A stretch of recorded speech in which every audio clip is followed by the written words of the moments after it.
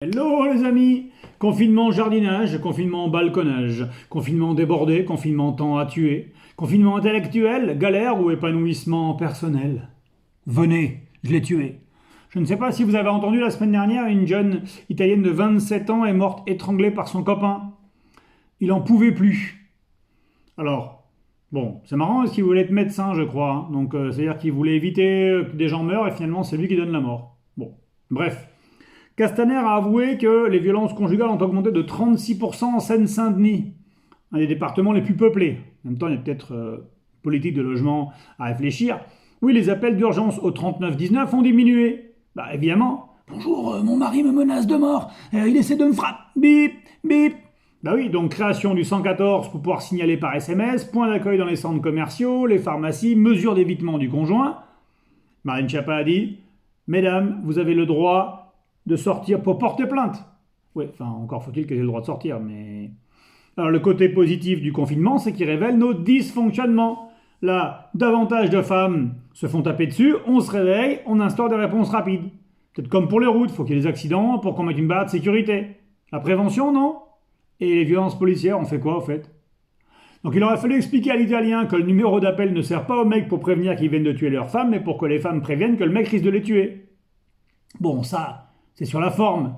Mais bon, sur le fond, il se joue quoi? Toujours la même chose, la place de la femme dans la société. Ah bon? Nous vivrions dans une société patriarcale et machiste. Bon, raciste aussi, hein, mais je reviendrai. Haïku de la semaine. Le grand séducteur est amoureux, tel est pris, qui croyait prendre. Ah, fais-moi le malin, là. Donc la société serait structurellement, historiquement, patriarcale et machiste. C'est tellement ancré que c'est une normalité.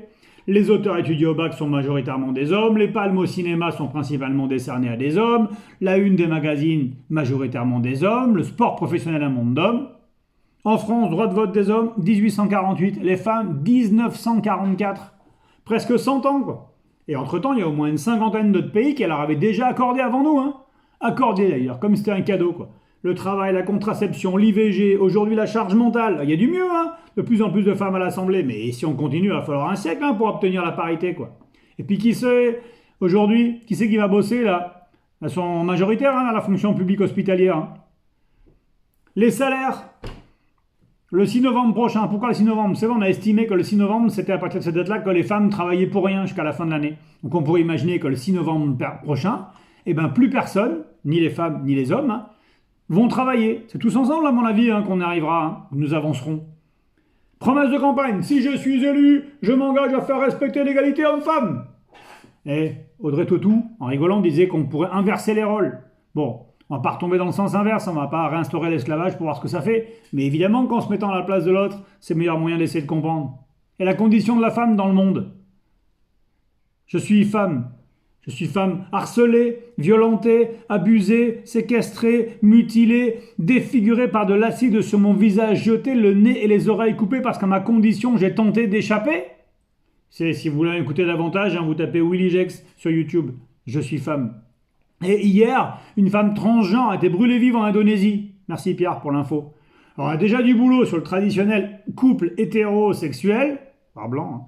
Imaginons pas le chemin qui reste à parcourir sur les origines, les religions, les couleurs, les genres, enfin bon.